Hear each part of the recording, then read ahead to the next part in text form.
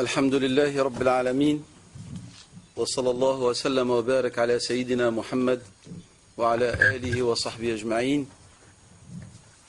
رب اشرح لي صدري ويسر لي أمري واحلل عقدة من لساني يفقه قولي. Assalamu alaikum wa rahmatullahi wa barakatuh. Le fait de parler du prophète sallallahu alayhi wa sallam est un devoir. Et surtout de cette question, la place qu'occupe Rasulullah sallallahu alayhi wa sallam dans le contexte juridique islamique est d'actualité. Et que parmi les prophéties annoncé par notre prophète sallallahu alayhi wa sallam, c'est qu'il viendra un temps où il y a des gens feront appel uniquement au Coran et disons on n'a plus besoin de la sunna. La sunna n'est pas une source référentielle et on les appelle actuellement al-Qur'aniyoun. Et le prophète sallallahu alayhi wa sallam a informé de leur arrivée et ils sont là. Alors qu'il avait dit alayhi sallam, ala innani utitu al-Qur'ana wa mithlahu ma'ahu. Dieu m'a révélé le Coran et autre chose qui lui est semblable avec lui. Donc sa sunna alayhi salatu wassalam. Ce qui fait que parler du prophète sallallahu alayhi wa sallam n'est pas uniquement dans le sens parce que nous, ou certains de notre communauté commémorent la date anniversaire de sa naissance alayhi salatu wassalam, mais aussi parce que la sunna est une question d'actualité. Et surtout la personne de Rasulullah sallallahu alayhi wa sallam et surtout la place qu'il occupe, comme j'ai dit, sur le plan référentiel de l'islam, c'est pour ça qu'il est attaqué de tous bords. Et ce n'est pas fait d'une manière innocente, mais c'est quelque chose qui est bien étudié et voulu. Donc il est toujours important pour les musulmans de se recentrer sur la personne de Rasulullah sallallahu alayhi wa sallam, parce qu'il est le seul moyen, et lorsque je dis le seul moyen légalement admis, après le Coran, pour comprendre l'islam et pour avoir une pratique saine et correcte. Allah subhanahu wa ta'ala dans le Saint-Coran, il interpelle les croyants, il leur dit Ya ayyuhalladhina amanu istajibu lillahi wa lirrasuli idha da'akum lima yuhyikum. C'est ce verset, il est de la sourate 8, le verset 24. Dieu dit oh les croyants, répondez à l'appel d'Allah et au messager lorsqu'il vous appelle à ce qui vous donne la vraie vie. Et donc, lorsqu'on regarde un peu ce qu'ont dit les exégètes, tels que l'imam al-Qurtubi rahimahullah, au sujet de ce verset, ils disent ce qui va donner vie à votre religion par l'enseignement qu'il vous transmet et ce qui va donner vie à votre cœur, c'est-à-dire par le fait que vous allez affirmer d'une manière consciente et responsable l'unicité de Dieu. C'est le moyen qui va revivifier votre cœur de la mort de la mécréance et de l'ignorance. L'imam Mujahid, qui était l'élève de Ibn Abbas, radiyallahu anhuma, c'est un tabi'i, il dit, le sens, c'est répondez par l'obéissance à ce que contient le Coran, ainsi que ce que contient la sunna, comme ordre de faire ou de ne pas faire. C'est-à-dire, attachez-vous en vérité aux deux référentiels qui sont le Coran et la Sunna de Rasul sallam, et c'est dans vous y attachant que vous trouverez vie. Et que votre vie aura un sens. Le prophète sallallahu alayhi wa sallam, à travers sa Sunna, il représente la clé pour la compréhension de l'islam. Cette Sunna du prophète sallallahu alayhi wa sallam, elle est notre clé pour la compréhension actuelle de l'islam. C'est une source permanente, intemporelle, comme le Coran. Et donc, nous, qui vivons à cette époque, nous avons besoin de revisiter, pas d'une manière libre, sans cadre légal, mais il faut qu'on revisite toujours la sunna, et c'est le moyen qui nous permet de vivre. Le fait de suivre sa voie est synonyme d'existence et de progrès des musulmans. Les musulmans ne peuvent pas concevoir un progrès s'ils ne suivent pas cette voie. Notre réussite, elle est dans cette voie intemporelle à laquelle le prophète sallam nous appelle. Comme disait Mohammed Assad rahimahullah, la sunna est la structure métallique de la maison de l'islam. la sunna, c'est-à-dire la personne du prophète sallallahu alayhi wa sallam, est la maison métallique de l'islam. Et si vous ôtez la structure de l'édifice, on ne doit pas être surpris de le voir s'écrouler. Il faut vraiment qu'on comprenne l'importance de la place de Rasul sallallahu alayhi wa sallam dans l'édifice musulman. Et notre prophète sallallahu alayhi wa sallam, lorsqu'il nous appelle à l'aimer plus que ce soit, ce n'est pas un terme dans l'absolu qu'il a lancé un mot comme ça. L'un d'entre vous ne pourrait pas se proclamer de la foi et prétendre avoir une foi complète tant que je ne devienne pas plus aimé pour lui que sa personne, ses enfants et l'humanité tout entière. Parce qu'en s'attachant à la personne du prophète sallallahu alayhi wa sallam, ça veut dire que nous nous attachons au texte, au référentiel, à Dieu subhanahu wa ta'ala, à l'islam comme tel. C'est très important. Le dénigrement du prophète sallallahu alayhi wa sallam, c'est un dénigrement des référents. Mise en cause de l'islam en vérité. Comme le fait de dénigrer les compagnons du prophète sallallahu alayhi wa sallam radiyallahu anhum, est une manière pour aussi mettre, on va dire, chaos et amener les chaos dans cet édifice de l'islam. Parce que les compagnons sont l'intermédiaire entre nous et Rasulullah sallam. Parce qu'on ne peut pas sauter sur l'époque des compagnons pour prétendre avoir accès à la connaissance de l'islam et à ses textes. Et donc lorsque vous voyez qu'on cible Abu Hurayra radiyallahu anhu, qu'on cible notre mère Aïcha, ou qu'on cible Abdullah ibn Omar, ou Abdullah ibn Abbas, ou ibn Mas'ud, c'est quelque chose qui est étudié. C'est pas fait comme ça à l'aveuglette. Parce que c'est la génération intermédiaire, le chaînon le plus important dans les chaînes de transmission. Donc faites attention et soyez attentifs et vigilants et vous devez comprendre l'importance de ce qui se passe, ce qui se dit. La merveilleuse vie du prophète sallallahu alayhi wa sallam est l'illustration concrète de l'islam. Ainsi le prophète, paix sur lui, il est al-Qudwa, le modèle à suivre, a réuni dans sa manière d'être d'une part les injonctions purement spirituelles et cultuelles, et d'autre part celles ayant trait à la société et à la vie quotidienne, ce qu'on appelle le temporel. Et il nous appelle, alayhi salam, à prendre conscience de son rôle et de les suivre. Il a dit, je suis pour vous tel un père. Et le père enseigne, le parent transmet des choses importantes. Tout comme la vie du musulman doit être dirigée sur la base d'une symbiose, sans réserve entre son être spirituel et son être corporel, eh bien, le leadership de Rasulallah sallallahu alayhi wa sallam dans notre vie, à tous les niveaux, il est existentiel pour nous, pour cette religion. C'est très important, comme j'ai dit, de le rappeler en cette occasion.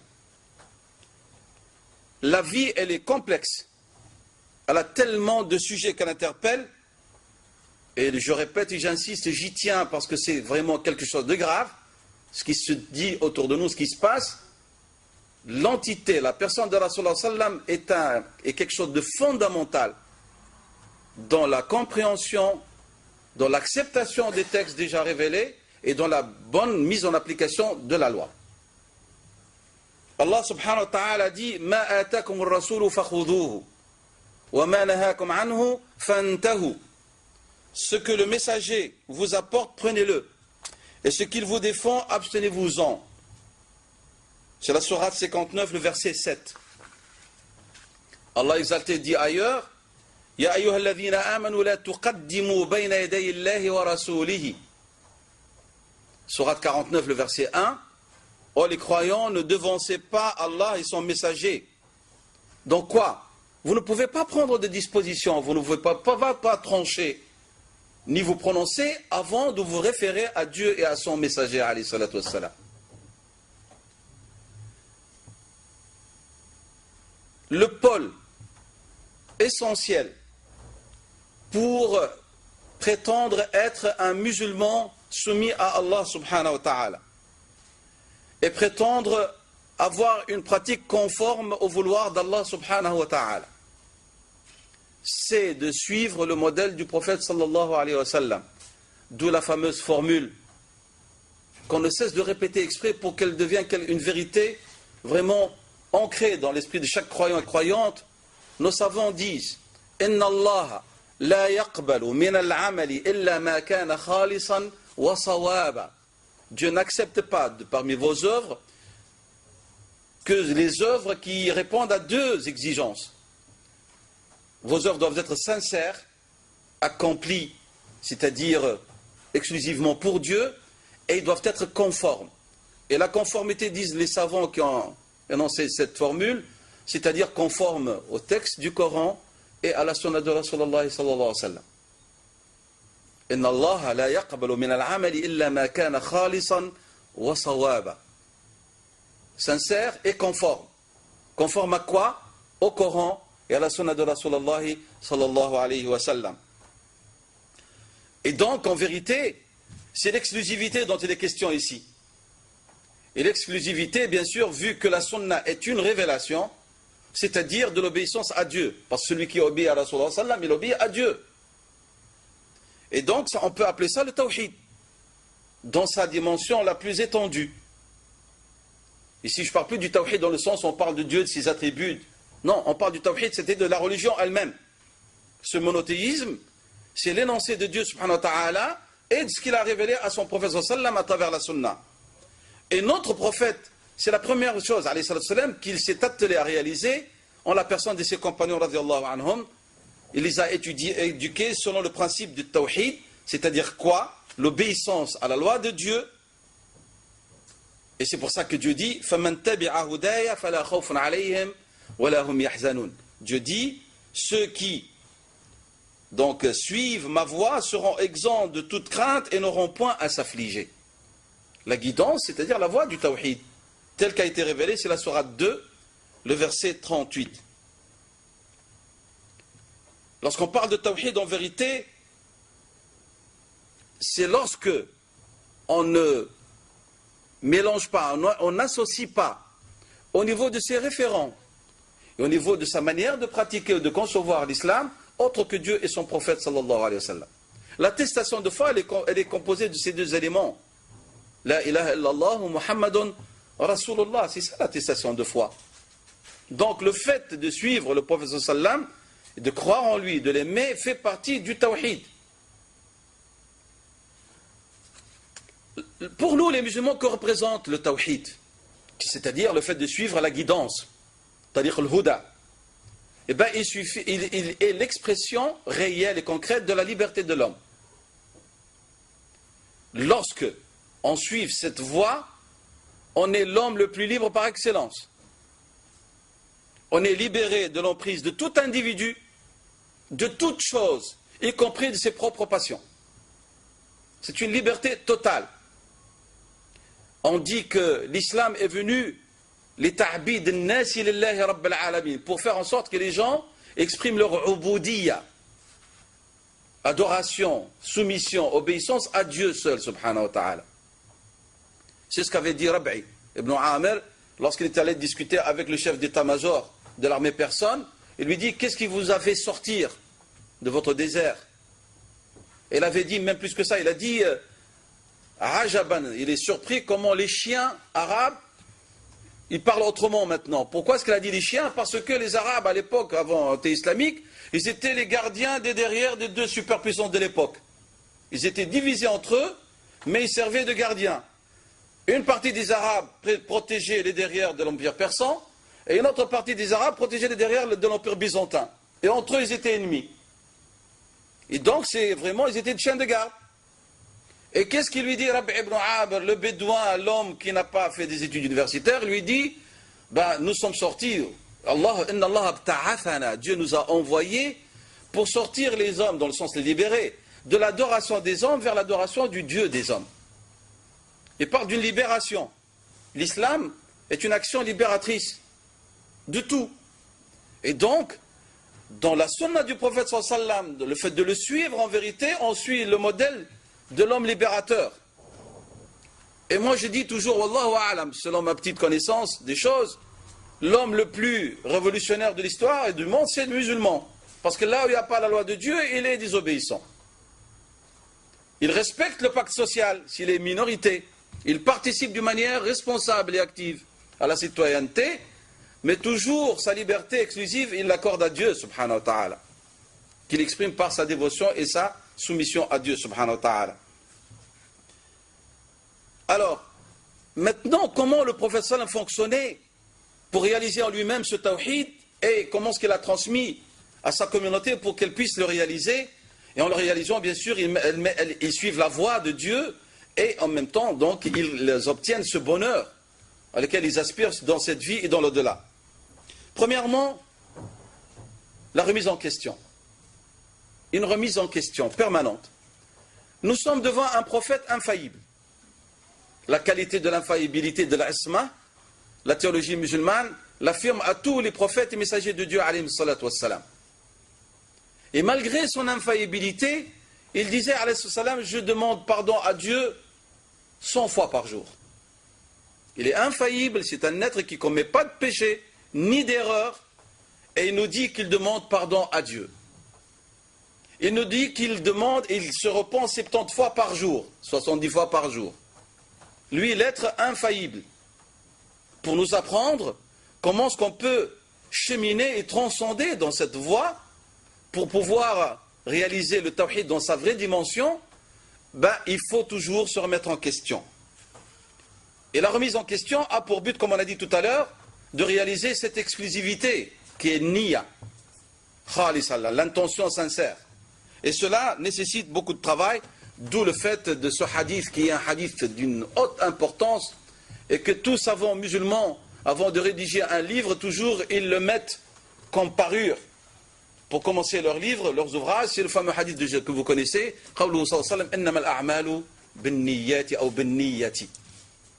les actions ne valent que par leur intention.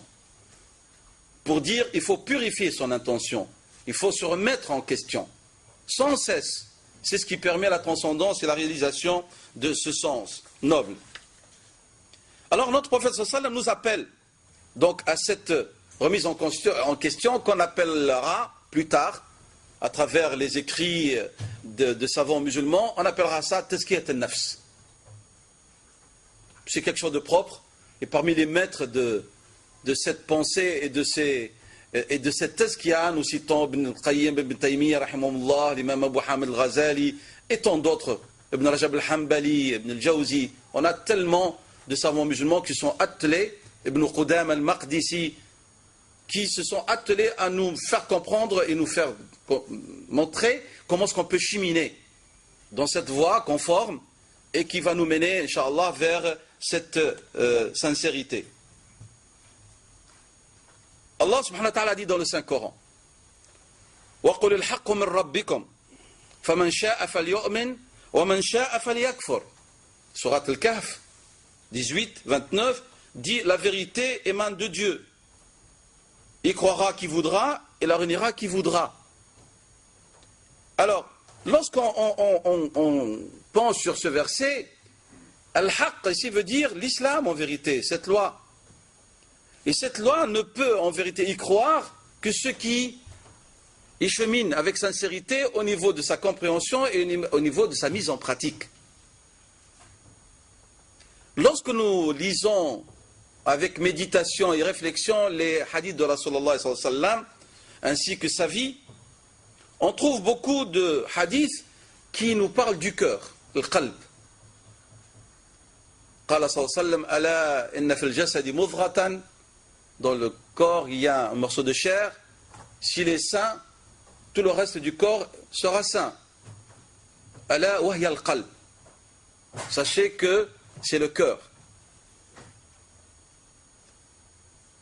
C'est-à-dire, je fais exprès sans transition, mais je fais des petites connexions pour que vous compreniez mon cheminement du rôle du prophète sallam et son importance et la place qu'il occupe en islam, que le tawhid ne se limite pas à la notion de l'unicité de Dieu, mais l'unicité de Dieu, elle est centrée aussi en même temps vers la voie de guidance qui est transmise par Rasul sallam et qui était mise en pratique par sa personne, alayhi salatu wassalam, que nous devons être vigilants sur la mise en cause de la place, du leadership de Rasul sallam dans notre vécu, dans notre compréhension de l'islam comme référent aussi, que ce tawhid nécessite un engagement pratique où il faut qu'il y ait de la sincérité et de la connaissance, que cette sincérité, cette connaissance nécessite une remise en question permanente pour réaliser cette exclusivité qu'on appelle la sincérité.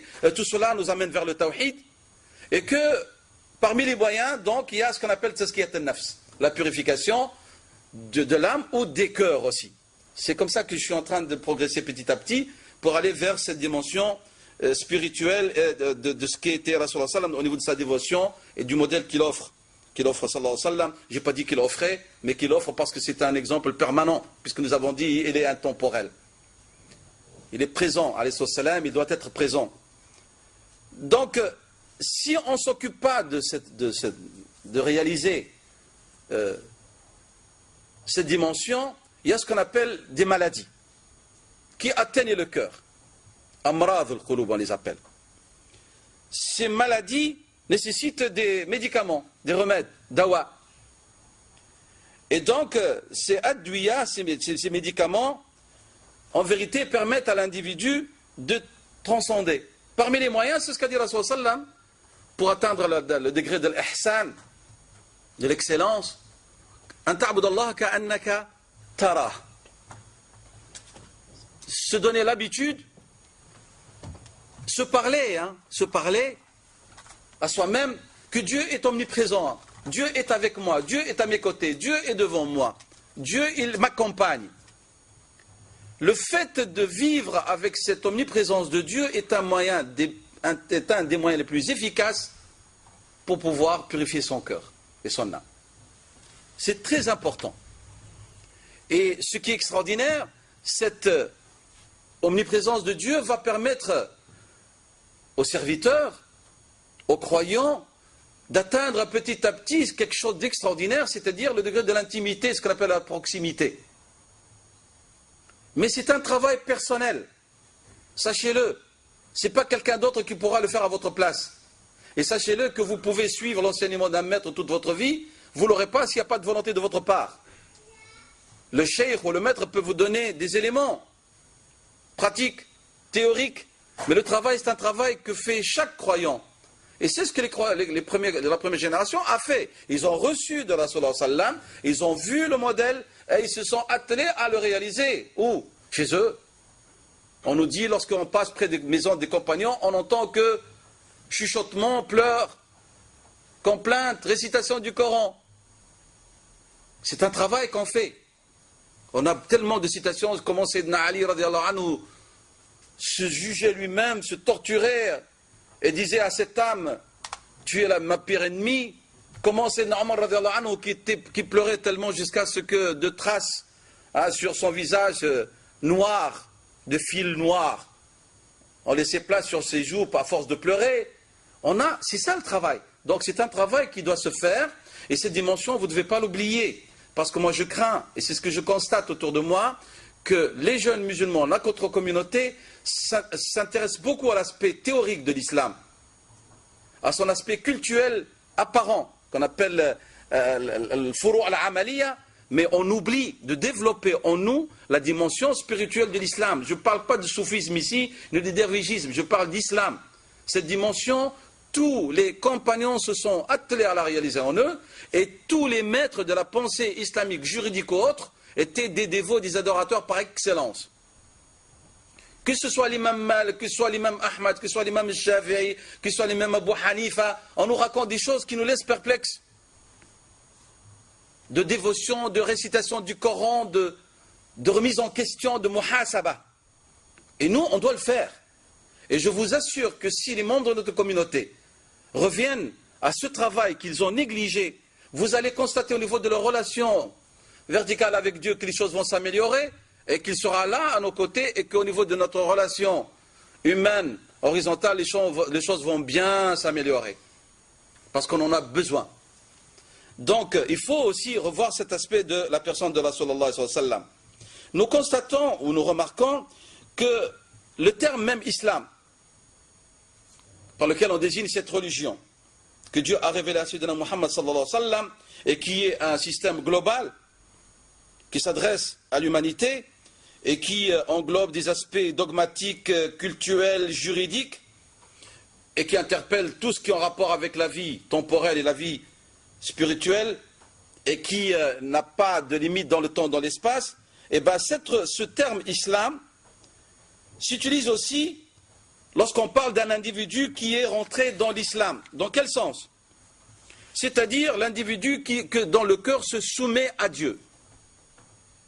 D'un côté, il désigne la religion, ce message avec toutes ses dimensions, et d'un autre côté, le musulman, le soumis, c'est celui dont on dit, dont le cœur est soumis à Dieu, subhanahu wa ta'ala, ainsi que les membres, extérieurement et intérieurement. Et la preuve, Dieu dit, أَفَمَنْ شَرَحَ اللَّهُ صَدْرَهُ لِلْإِسْلَامِ.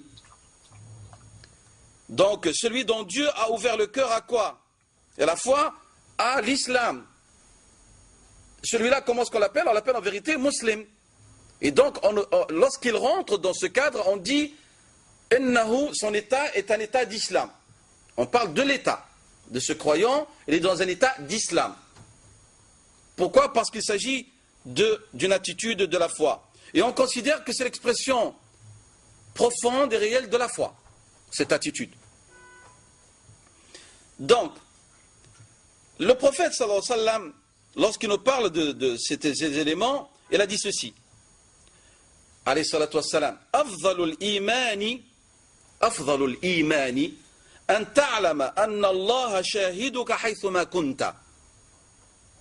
Je le répète en arabe, je vais le traduire, rapporté par l'imam Tabarani et Abu Nu'aym. Afdalul imani an ta'lama anna Allah shahiduka haythuma kunta. Le meilleur degré, le plus élevé de la foi, c'est lorsque tu saches quoi, comme certitude, que Dieu est avec toi, quel que soit l'endroit où tu te trouves. Ça, c'est vraiment Afdal Iman, rapporté par Tabarani et Abu Nu'aym. Et donc, on rejoint ce que le prophète sallam est en train de vouloir nous transmettre. Et cela ne peut s'obtenir que par un travail insistant sur son cœur, son âme, pour qu'elle se soumette d'un islam total. Et cela, lorsqu'il arrive à réaliser cela, cet effort, qui est une forme de jihad, Dieu dit à leur sujet, on peut le lire dans le sens combat, matériel, on peut lire le verset aussi, ceux qui ont déployé toute énergie, un effort, un vrai combat contre leur passion, contre leur instinct, contre leur nafs. Cela, très certainement, nous allons les guider vers nos voies. Dieu dit subhanahu wa ta'ala. Ce verset de la sourate l'araignée, l'Ankabut, verset 69. Donc, si la personne arrive à réaliser ce travail et qui s'obtient pas, dont le résultat ne s'obtient pas en un seul jour, ce travail de longue haleine et qui peut durer toute une vie, il aspire à quoi en vérité? Il aspire à un degré qui est celui de certains élus de Dieu subhanahu wa ta'ala et qui n'est pas du domaine privé de quiconque, c'est celui de la taqwa, à qui s'adresse essentiellement le livre de Dieu. Alif Lam Mim, ذَلِكَ الْكِتَابُ لَا رَيْبَ فِيهِ هُدًى لِلْمُتَّقِينَ. Ce livre, sans nul doute, est une voie de guidance lil-muttaqin, pour les pieux. Et la piété, comme l'imam Hassan al-Basri l'avait, rahimahullah, qui était un des plus éminents compagnons des compagnons, a dit, at-taqwa, c'est lorsque tu te comportes de la même manière, lorsque tu fermes tes volets et ta porte. Tu agis de la même manière que lorsque tu étais en public. J'étais dans le public, dans la société, j'agis d'une manière par laquelle je manifeste une conformité à l'islam, c'est bien. Mais lorsque tu fermes ta porte, tu baisses tes volets, tu fermes tes tentures, il n'y a plus personne qui te voit, excepté Dieu, subhanahu wa ta'ala. Tu dois continuer à te comporter de la sorte. Pourquoi? Parce que vous avez réussi à réaliser l'omniprésence de Dieu, dont on a parlé tout à l'heure. C'est ça le degré de la taqwa. Mais c'est un travail qui nécessite, comme j'ai dit, beaucoup d'efforts.